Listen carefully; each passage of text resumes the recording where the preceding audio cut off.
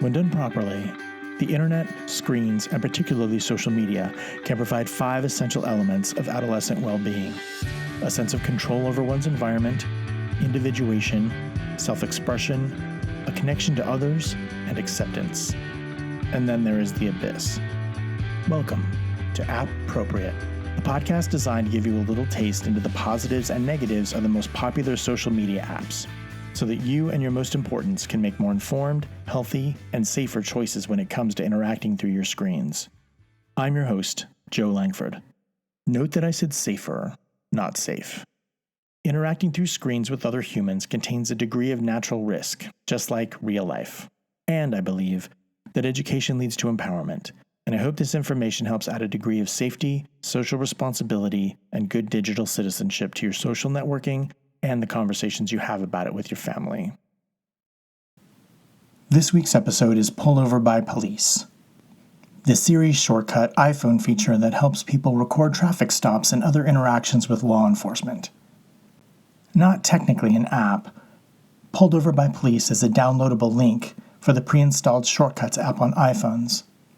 Shortcuts is an iPhone utility that works with Siri as a way to automate certain actions on the phone.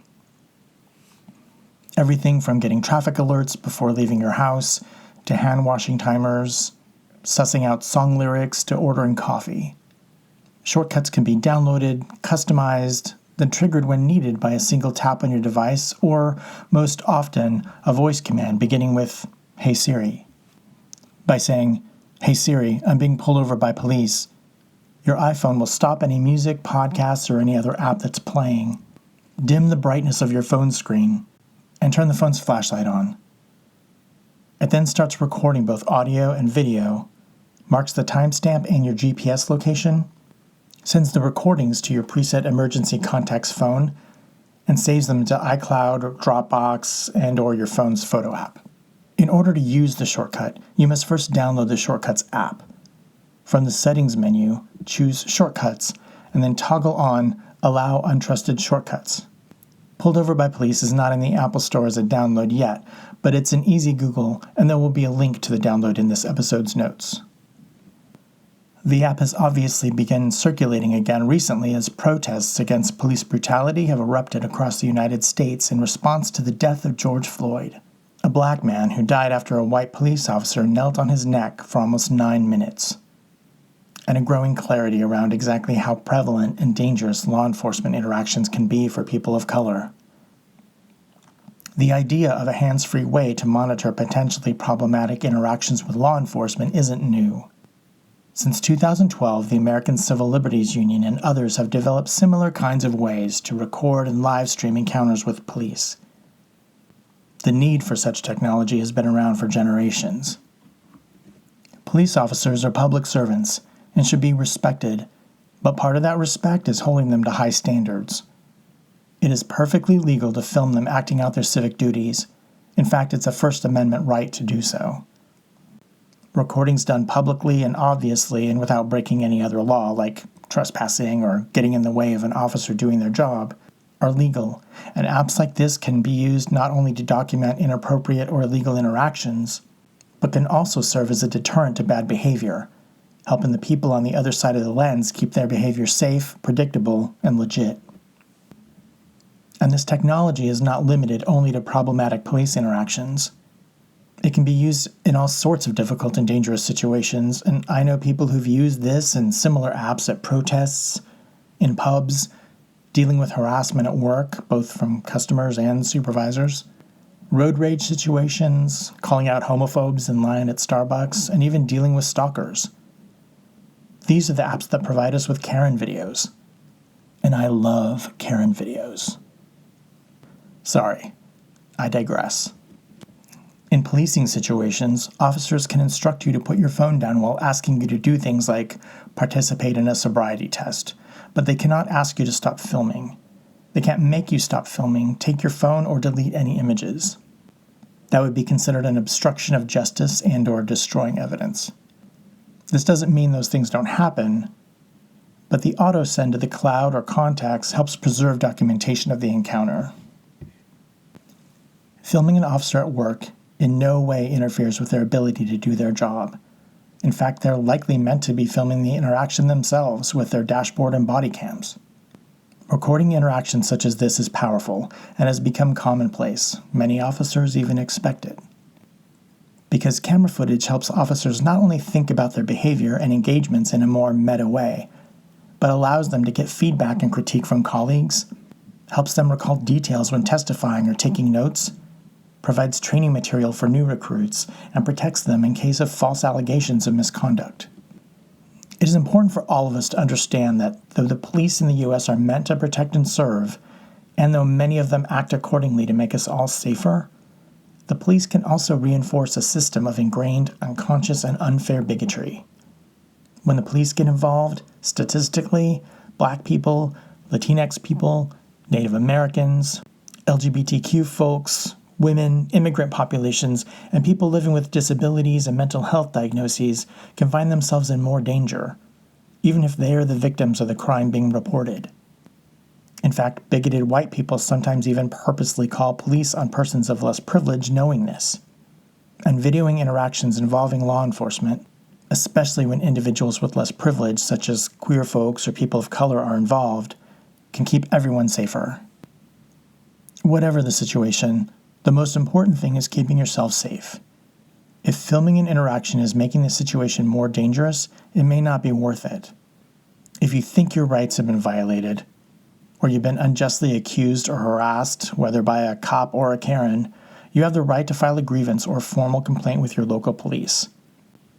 To be clear, I'm not anti-police, but I'm very strongly anti-police brutality and other abuses of power.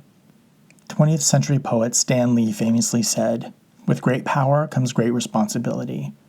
And many folks are waking up to the understanding that we have a problem in this country when it comes to law enforcement and minority populations. So in service of that, here are some things to consider. It is important to be cautious and conscious when calling the police, especially if it involves calling them on, about, or with people who are LGBTQ and or of color. It's important to call 911 if and when there's a fire, any fire, even if you think you can handle it yourself. If there's a car accident in which someone's been injured, if there's a medical emergency or someone's in physical danger. This can include choking, unconsciousness, drowning, poisoning, burns, suicide threats, overdoses. If someone has or is threatened to injure someone else, including sexual assault, or if you're the victim of or a witness of a crime. When you need to call 911, call. If you don't need to call 911, don't call 911. Karen, I'm talking to you. Calling for the wrong reasons can prevent responding officers from handling true emergencies elsewhere, and at best could be culturally insensitive, or at worst, put someone's life in danger. I wholly support the Black Lives Matter movement. Acknowledge that issues like racism, misogyny, and phobic behavior affect us all, and I appreciate the role technology has always played in civil rights awareness and education. From the ways television helped move the civil rights movement forward in the 60s, to how LGBT populations benefited from the exposure the internet gave us in the 90s, to the ways in which social media is driving this current wave of change. Without technologies like this, we might not even know George Floyd's name. Thank you for listening. And if you're inclined, please sit with me in a moment of silence.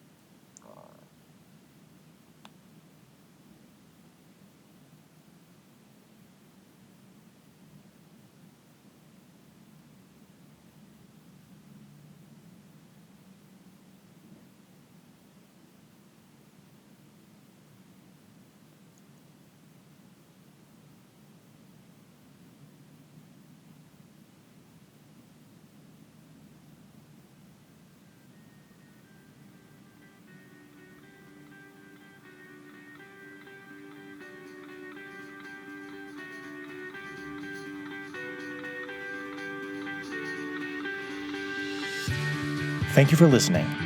I'm Joe Langford. I'm a therapist, a sex and tech educator, and a dad, and I specialize in helping families navigate that intersection of adolescence, sexuality, technology, and behavior. More information about me and my work to promote healthy, positive, and safer sexual and social behavior, both online and off, can be found at my website, beheroes.net. The advice presented in this podcast is a form of education and is intended to provide general information about common though broad topics that impact underage people. Specific circumstances and facts may make said advice unsuitable and/or other actions necessary for individuals. This podcast is meant to be an adjunct, not a replacement, for IRL experience, professional advice, and good old-fashioned common sense. In addition, much of the information included here can and most likely will change with time, culture, and the rapid development of technology. BeHeroes.net does not seek nor accept any monetary gain or financial support from any social media platform mentioned. BeHeroes.net is committed to providing quality consulting, coaching, product, speaker, and contracted therapeutic services, advocacy, and resources to clients, visitors, customers, colleagues, and fans. Appropriate is produced by BeHeroes.net.